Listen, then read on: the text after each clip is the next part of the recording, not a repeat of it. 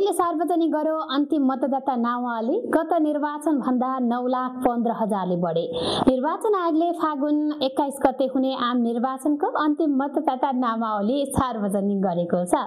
आयोगका अनुसार मतदाता नामावली ऐन 2073 तथा मतदाता नामावली अद्यावधि कार्यविधि 2081 मा भएको व्यवस्था बमोजिमको प्रक्रिया पूरा गरी 2082 फागुन 20 गतेसम्म 18 वर्ष पूरा हुने नागरिकहरूको वितरणलाई अद्यावधिक गरी अन्तिम मतदाता नामावली प्रकाशन गरिएको हो।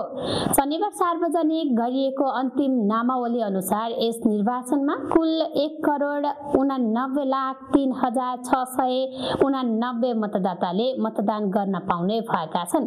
प्रकाशित अन्तिम मतदाता नामावलीमा 96,63,358 पुरुष छन् भने 92,40,131 महिला र अन्य 200 गरी जम्मा 1,89,03,689 मतदाता रहेका छन्।